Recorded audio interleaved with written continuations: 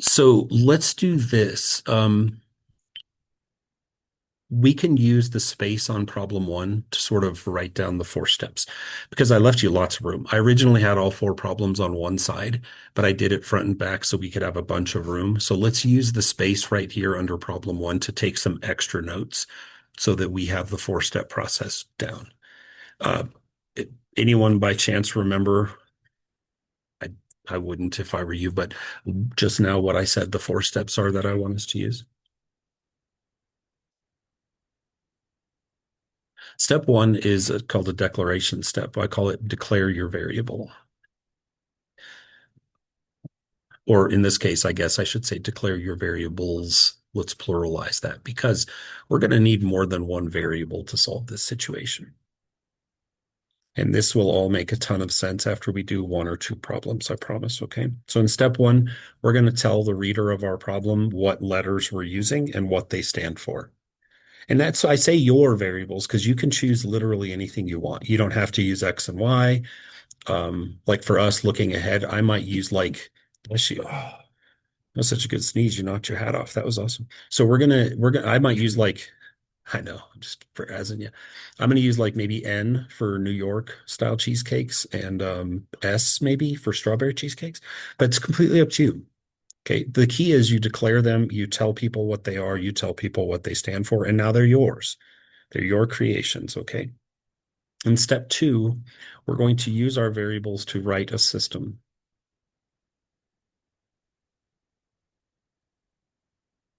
So now, rather than just solving systems by elimination and substitution, we're going to be writing our own systems and then using the skills we've acquired to solve them. Okay, and that's step three. I'm going to pour some coffee, but step three is solve the system. You can write that down while I'm pouring coffee. So step three, solve the system. That's the step that really has nothing to do with word problems. That's just you kind of in the trenches, just grinding out the mathematics. And so in step three, we solve the system. And then step four, this is really critical, is that we answer the question.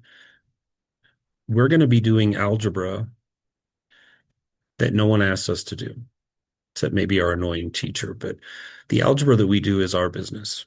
The equations that we create are our business. We made them. At the end of the day, whoever wrote this problem they want to know this. How much does a New York style cheesecake cost and how much does a strawberry cheesecake cost? So all the work we're going to do, it's our business. At the end of all this, when the numbers present themselves, we want to say, it costs blah blah blah for a New York style, blah blah blah for a strawberry. So you kind of go into the forest, disappear for a few minutes, and then you reemerge and acknowledge that, oh yeah, I was doing a word problem when I disappeared. Okay. Everybody got those four steps written down? To be expected that you know what those are. Four steps isn't a lot to memorize. So step one, declare. Step two, write a system using your variables, of course. Step three, solve whatever you wrote. And then step four, just make sure you answer the dang question. Okay, our answers aren't going to be X equals and Y equals. They're going to be like words and things that actually pertain to what we read. All right. So let's get to it. Step one is to declare our variables. And again, it's completely up to you. Some people are boring, and I shouldn't say that. That sounds demeaning. I think it's kind of repetitive. Some people just always use X and Y. I would only use X and Y if it was like the cost of a xylophone and the cost of a Yambadoo or something. Like if it started with X's and Y's, then I would use that. I like to use contextually specific variables because it makes more sense to me. So for a New York style cheesecake, I'm going to use N. So I'm going to say this. What we do is we write the word let. This is what mathematicians do when we declare something, like let it be. So we're going to say let N equal cost of a New York cheesecake. And eventually you can shorten those a little bit, as long as it provides satisfactory information. Well, here's what you wouldn't want to do. Here's what would get you in trouble is if you took out the words cost of a. And the reason for this, as you'll see, is because that's really vague and ambiguous. If I just said let n equal New York cheesecake, that could mean the size of a New York cheesecake, the mass, the number of them that I sold, right? We want to be specific enough to say, let's target it. So what we're looking for is not just a New York cheesecake. We're looking for the cost of one. Okay. And what will we use for our other variable? Correct. And again, don't have to. Okay. If your S's look a lot like fives, you may want to steer away from S's. I hear that a lot. That people stay away from S's because they look like fives. It's completely your call. So I can make S's like a big kid, so I'm going to use S. So my S is going to be the cost of a strawberry cheesecake. Good. So we can say step one is in the books. We declared our variables. We announced to the world, these are the letters I'll be using, and this is what they stand for when I see them or when you see them. What is step two? Right. I need to write equations now, okay? I need to write two of them to be specific. And the reason I need two is because I need one equation that pertains to John, and I need another completely different equation for Mike. Would anyone, this is always a fun time of the year. I get to do this like once a year. Would anyone like to just take a flyer, just a guess? Never played golf before, but let me have that 3-iron, take a shot hand and write me a John equation.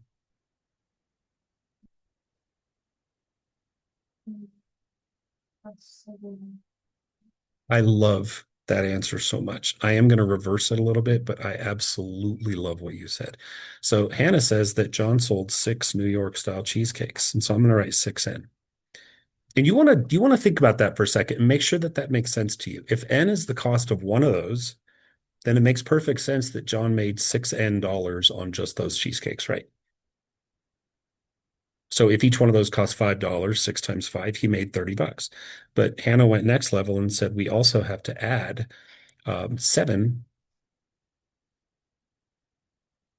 times S. And we would agree, again, that if S is the cost of one of those, that 7S is the money that John made just on those. And if you think about logic here, the money that he made on one type of cheesecake plus the money that he made on the other type of cheesecake, we know from the problem sums to $94. Good work there, Hannah. Top notch. Having had the ice broken now, who'd like to take a stab at the second, the Mike equation?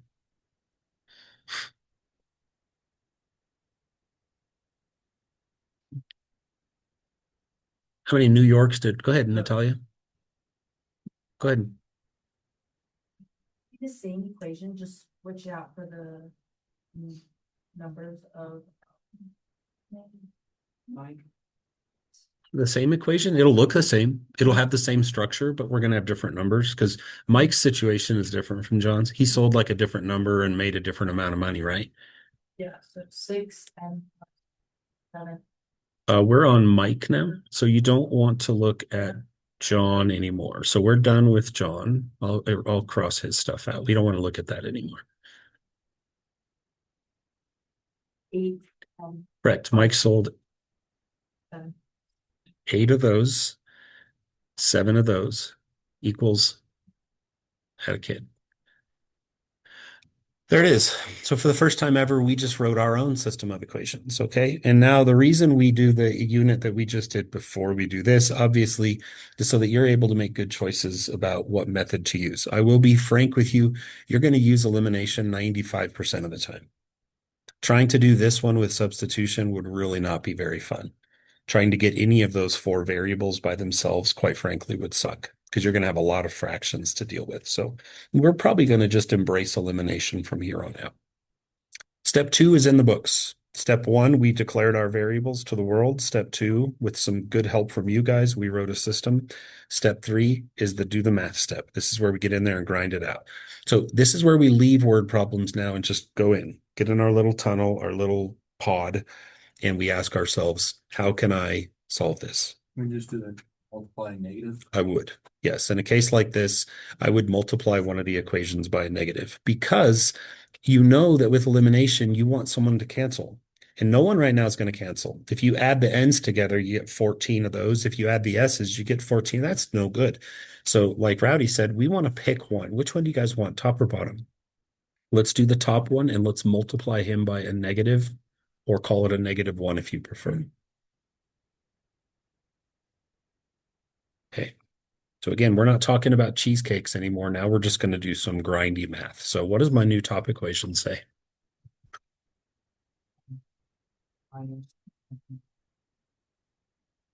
Nice job. And then we have to just take the bottom equation and just kind of copy it over. And now is when I can draw my line because, as I've said many times before, that line to me is a statement of I'm going in.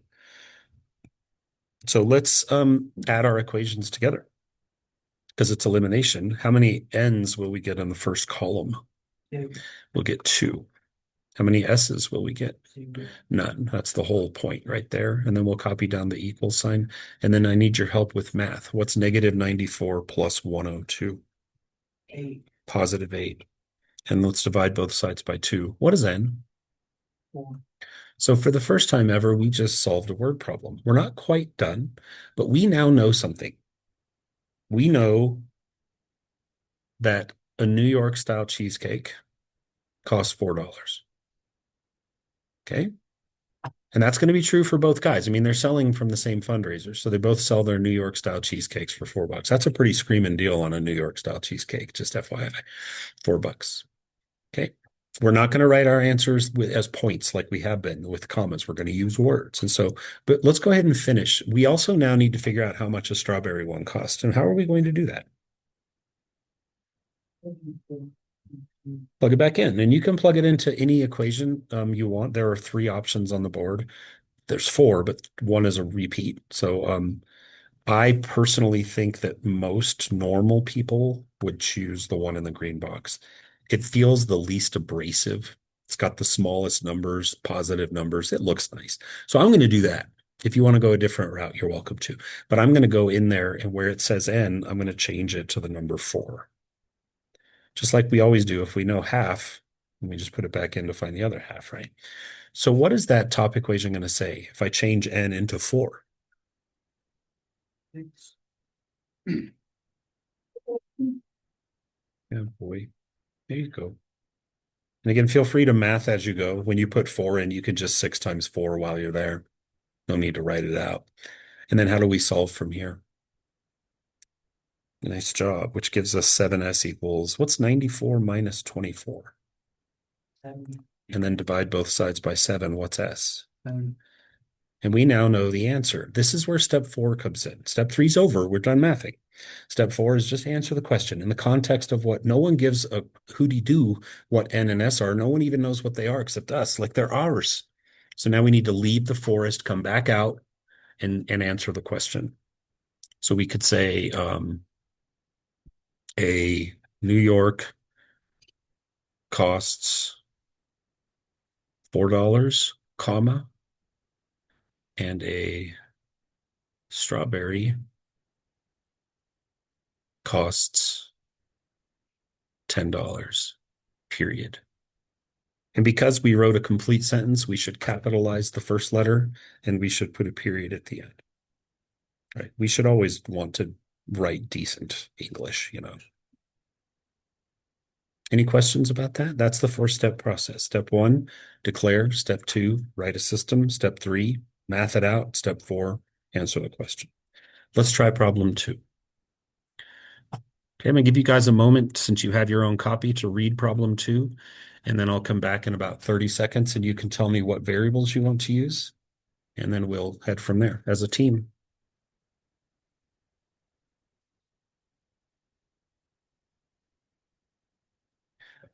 I will tell you, when I was doing these last night, I started and I was like, oh, I'll just let the senior citizen tickets be S. And then I was like, oh, well, crap.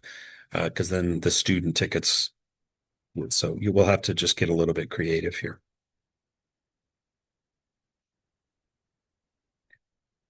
You understand the gist?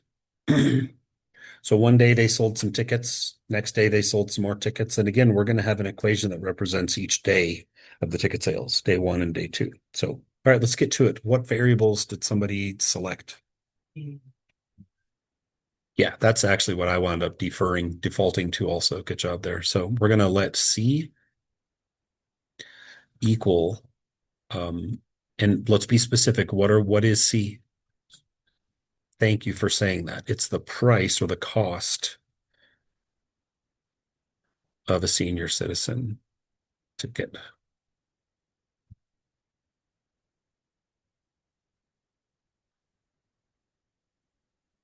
All right. And then the other variable that leaves us open to use what I'm guessing you used S. Most of you probably S for students. Is that about right, Riley? Yeah. Okay, so we're going to go let S equal price of student ticket.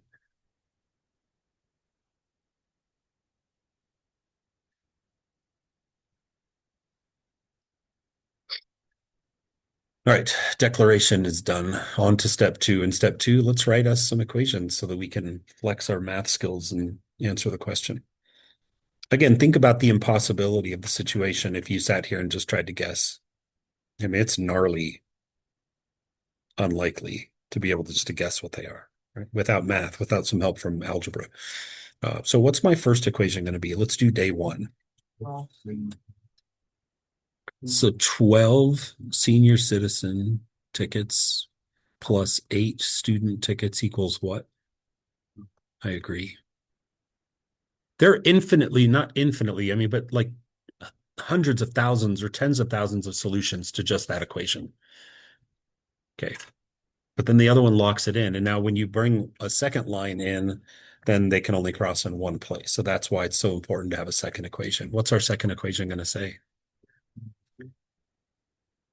Good. So 13 senior citizen tickets plus 9 student tickets equals $222.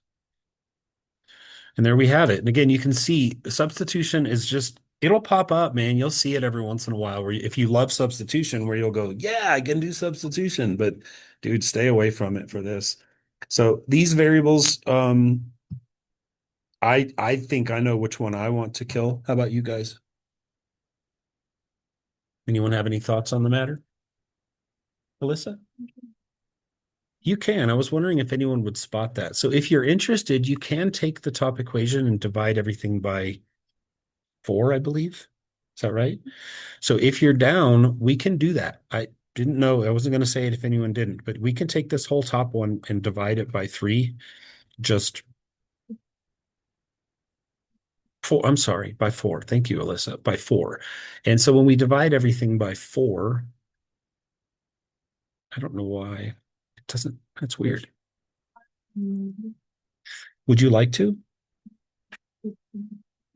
Sure, we can. Would you like to? Let's do it. That's fine. So yeah, you're really thinking strongly about math now, and I appreciate that. So if you divide by negative, that's good foresight because it'll turn these guys negative and it'll make them easier to play with the positives on the bottom. Is that your logic? Absolutely, I'm down. So if we do that, then the new equation is going to be negative 3c. So I'm taking the old top one and just copying it down here, but I'm changing it. What would the middle term be? A second. Minus 2s. Make sure you're changing your signs since we had a request for a negative, a great request, by the way. And then what would the 204 be? Nice job. Negative 51. So understand at this point, I'm going to erase something here. I'll probably bring it back here in a second, but understand now that the system now consists of those, not what we saw before. Okay. All right. So now seeing the system like this, it's going to be better, but we're still not out of the woods. Which variable would you like to kill?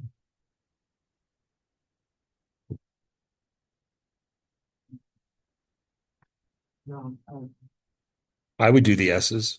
I'd way rather turn a 9 and a 2 both into 18 than a 13 and a 3 both into 39. So let's take the top equation and what are we going to multiply it by? 2. 2. And the bottom equation, we're going to multiply by 9. Okay. And the only reason we're doing that is because we want those S's to both become 18 and minus 18. So what's my top equation after I multiply it by 2?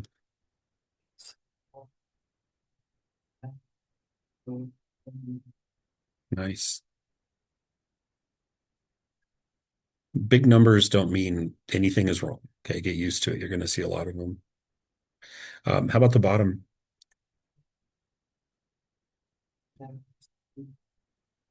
Minus. B.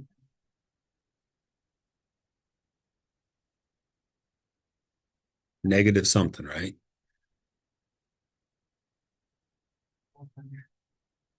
Nice job.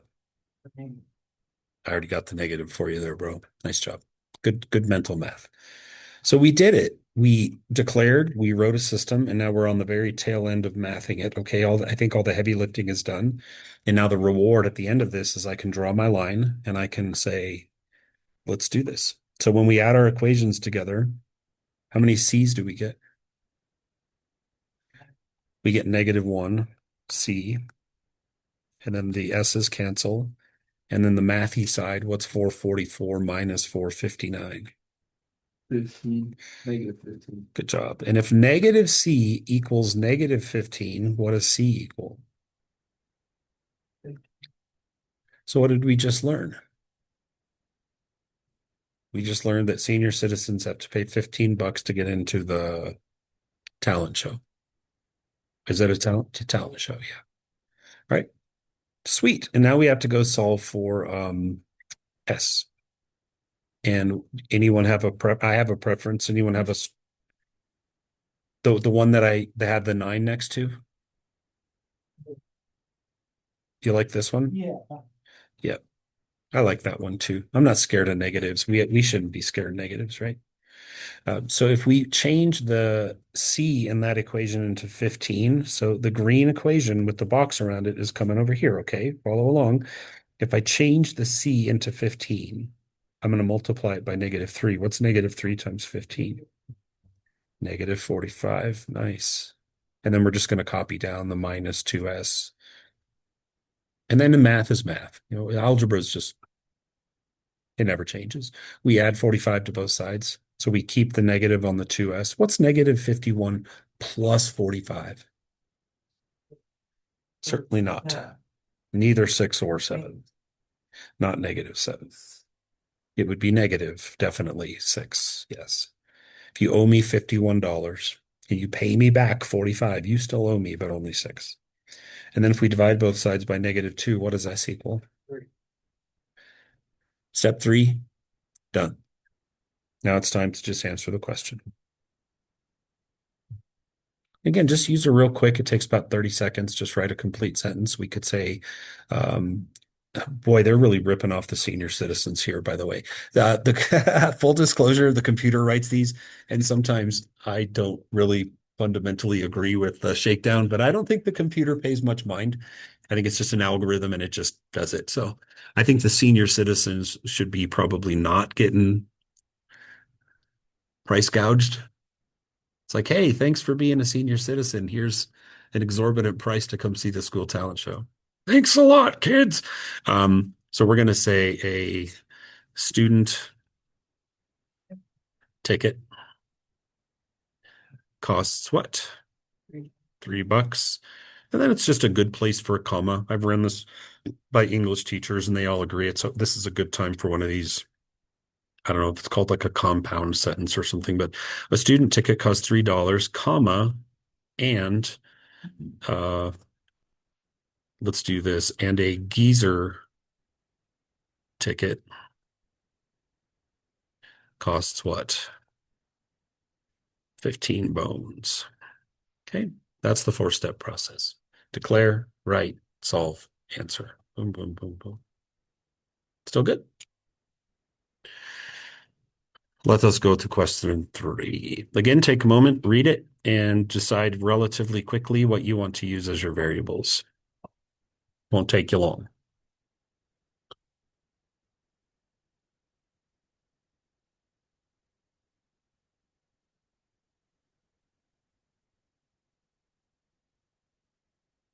You ever wonder what your variables are going to be? Just read the last sentence of a word problem. It's almost always going to lead the way.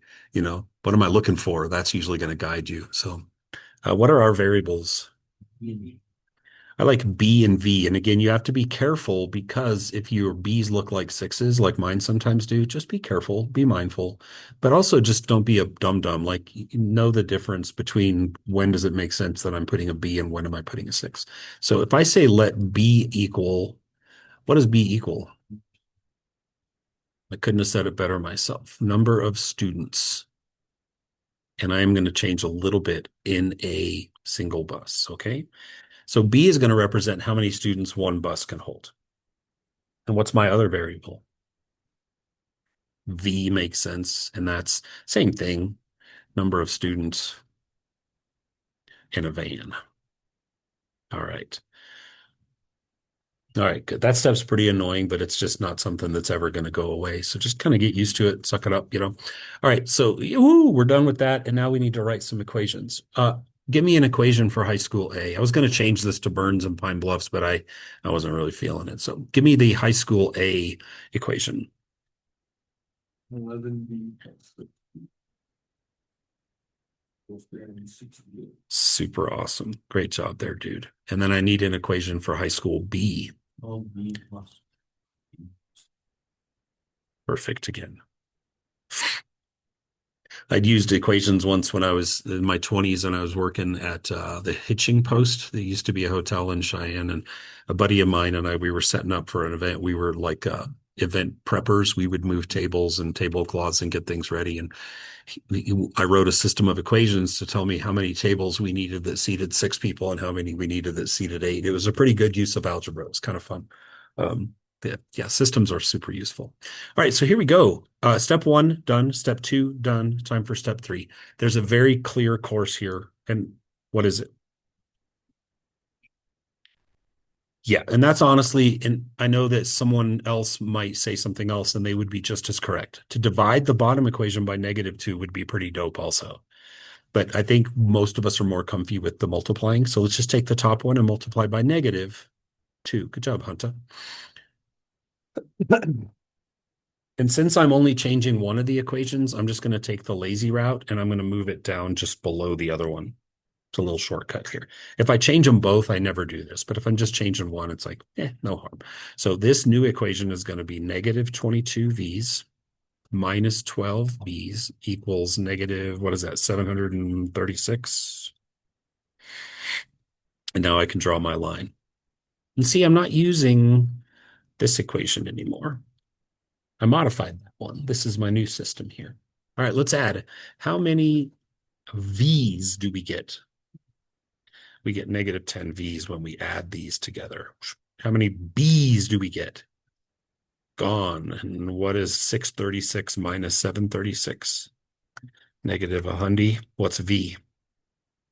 We just learned that a van can hold 10 kids. Okay, sweet. And now it's time to figure out how much a bus can hold. And again, I wouldn't be surprised if the computer came up with like 6, but I think it usually does a good job with these to make the bus hold an appropriate, in my experience anyways, knock on wood here. So we're going to take 10 and put it back up in place of V. I like right there. I like that equation. So put V in place of that, to put 10 in place of that V where I'm wiggling my pen right there. What's 12 times 10? So we have 120 plus 12B equals 636. And then math.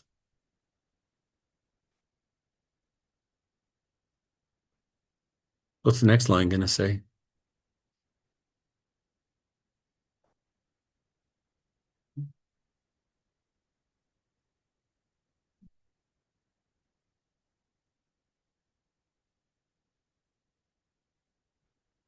Yep.